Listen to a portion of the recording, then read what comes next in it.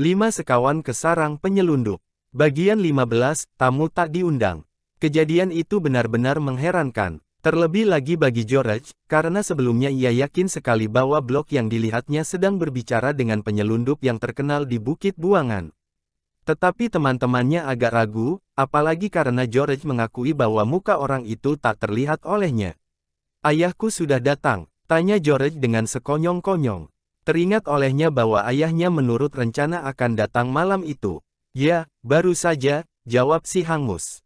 "Beberapa saat sebelum kau tiba. Nyaris saja aku ditubruk mobil yang ditumpanginya. Untung aku sempat melompat ke pinggir. Aku saat itu sedang menunggu-nunggu kedatanganmu dari arah kota. Rencanamu bagaimana?" tanya George. "Tim harus kuambil malam ini juga. Kalau tidak, akan bingung sekali nanti. Kurasa lebih baik aku kembali ke kamarku lewat jendela. Jangan sampai ketahuan aku tak ada di kamar, apabila blok sekonyong-konyong masuk. Aku akan menunggu sampai semuanya sudah tidur. Kemudian aku menyelinap lagi keluar lewat jendela. Dan kau harus memasukkan aku kembali ke dalam rumah, hangus. Kita akan bersama-sama masuk ke dalam kamar kerja ayahmu, lalu kau harus membukakan papan penutup lubang ke lorong rahasia bagiku.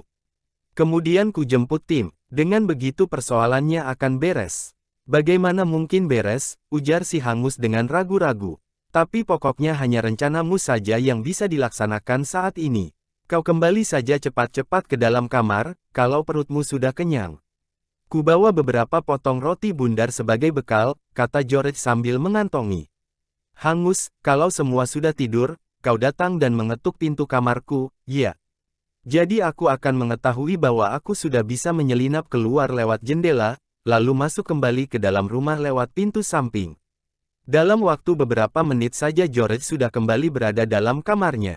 Ternyata saatnya tepat, karena tak lama kemudian blok muncul sambil membawa baki berisi roti kering sepiring serta segelas air tawar. Pintu dibuka, lalu diletakkannya baki ke atas meja. "Ini makan malammu," katanya pada George. Anak itu begitu benci melihat mukanya yang tak menunjukkan gerak perasaan, sehingga timbul keinginannya untuk merubahnya. Diangkatnya gelas berisi air, lalu disiramkannya ke kepala blok yang sudah berpaling. Orang itu kaget ketika tiba-tiba kepalanya tersiram air. Blok berpaling dengan cepat lalu menghampiri George dengan mata berkilat-kilat marah.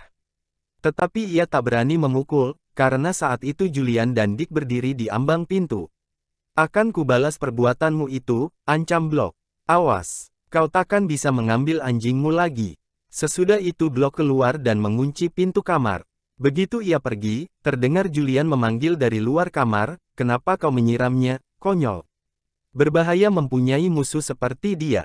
"Aku tahu, tapi aku tak bisa menahan diri tadi," kata George menyesal. Kemudian anak-anak pergi, karena dipanggil oleh Pak Lenoir. George ditinggal sendiri. Ia merasa kesepian, karena terkurung dalam kamar. Padahal kalau mau, ia bisa saja minggat lewat jendela. George mengharapkan anak-anak cepat kembali. Tak lama kemudian mereka datang lagi. Mereka melaporkan perjumpaan dengan ayah George. "Paman Quentin sangat capek. Ia agak kesal, dan jengkel sekali ketika mendengar bahwa kau berbuat bandel," kata Julian dari balik pintu. "Dikatakannya besok sepanjang hari kau masih harus tinggal dalam kamar, jika tak mau minta maaf." George sama sekali tak sudi meminta maaf. Ia tak menyukai Pak Lenoir yang suka tersenyum dan tertawa-tawa palsu, dan yang sering mengamuk secara sekonyong-konyong. Karena itu ia diam saja. "Kami harus pergi sekarang, karena sebentar lagi harus makan malam," kata si hangus. "Nanti begitu, blok keluar dari kamar belajar, akan kami sisihkan makanan untukmu. Tunggu saja sampai terdengar bunyi ketukan di pintumu nanti. Aku yang akan mengetuk, untuk memberitahukan bahwa semua orang sudah tidur." George berbaring di tempat tidurnya, sambil berpikir-pikir. Banyak hal-hal yang membingungkannya. Orang tak dikenal yang memberi isyarat dari kamar menara, lalu blok yang aneh, kemudian Tuan Barling berbicara dengan seseorang yang mirip sekali dengan blok, padahal selama itu blok sedang berbaring di tempat tidur. George akhirnya tertidur, karena capek berpikir. Tidur sekamar dengan Maribel. Ketika anak laki-laki semuanya tidur di kamar sebelah, karena si hangus harus sekamar sekarang dengan Julian dan Dick. George terbangun sebentar ketika ketiga anak laki-laki itu masuk ke kamar mereka. Setelah mengucapkan selamat tidur, George terlelap kembali. Tengah malam ia terbangun. Ia terkejut oleh bunyi pintu diketuk. Si hangus datang membangunkannya. "Aku datang," bisik George dari balik pintu. Diambilnya senter, lalu pergi ke jendela. Tak lama kemudian ia sudah berdiri di atas tembok kota. Ia meloncat turun, lalu menyelinap ke pintu samping rumah itu. Si hangus sudah menunggu di sana. Dengan cepat George masuk ke dalam. "Semua sudah tidur," bisik si hangus.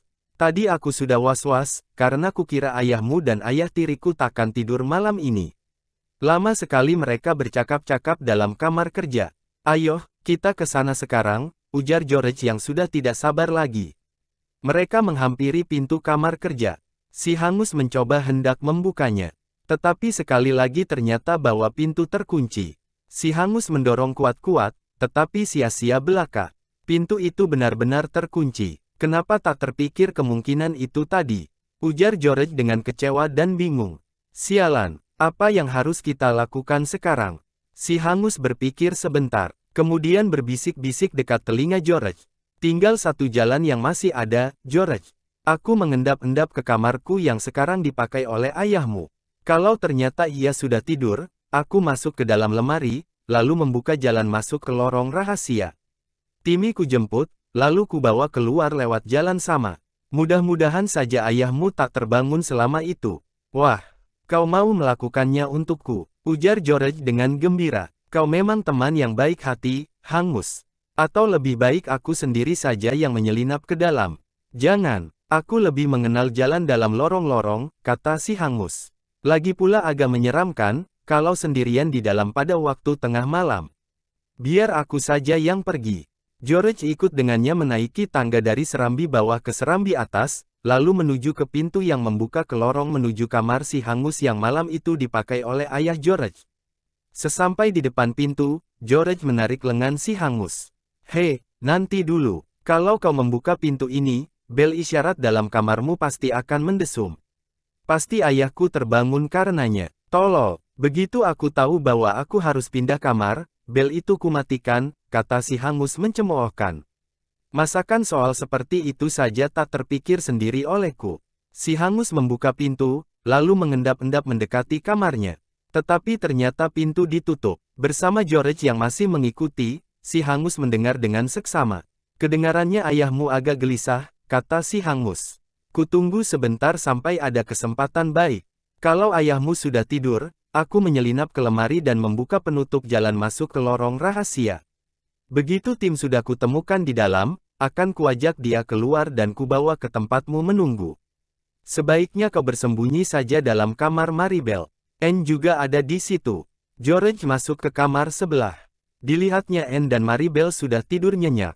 Pintu dibiarkannya ternganga sedikit, supaya kedengaran kalau si hangus kembali nanti. George sudah senang membayangkan sebentar lagi akan berjumpa dengan tim. Sementara itu si hangus menyelinap masuk ke kamar tempat ayah George berbaring. Paman Quentin sudah hampir terlena. Si hangus berjalan tanpa menimbulkan bunyi sedikit pun juga. Ia mengenal setiap papan yang berderi kalau diinjak. Ia berhati-hati sekali, berjaga-jaga jangan sampai terinjak papan yang begitu. Ia mengendap-endap menuju sebuah kursi besar. Maksudnya hendak bersembunyi di belakangnya, menunggu saat ayah George sudah tidur pulas. Agak lama juga Paman Quentin gelisah di tempat tidur. Ia capek karena habis berjalan jauh naik mobil. Lagi pula pikirannya masih penuh dengan isi percakapan yang dilakukannya sebelum itu dengan Pak Lenoir. Sekali-sekali terdengar suaranya menggerutu sendiri. Si hangus sudah mulai mengira Paman Quentin takkan tidur-tidur. Ia sendiri sudah mulai mengantuk. Ia menguap sambil mendekapkan tangan ke mulut. Namun akhirnya Paman Quentin tenang. Tempat tidur tak berderik-derik lagi. Dengan hati-hati si hangus menyelinap keluar dari balik kursi besar. Tiba-tiba ia tertegun. Didengarnya bunyi asing dekat jendela. Bunyi apa itu? Kedengarannya sangat pelan, seperti ada pintu yang dibuka dengan hati-hati. Kamar tidur itu gelap, tetapi jendela bisa dikenali dengan mudah, karena tirai tidak tertutup. Si hangus melihat bayangan kelabu persegi 4. Itulah jendela. Ditatapkannya mata ke situ. Mungkinkah ada orang membuka jendela? Tidak, jendela tak nampak bergerak, tetapi di bawahnya, agak di bawah ambang terjadi sesuatu yang aneh. Di bawah jendela terdapat sebuah bangku panjang. Bangku itu lebar, Enak duduk di atasnya. Si Hangus sudah tak terhitung seringnya duduk di situ, sambil memandang keluar.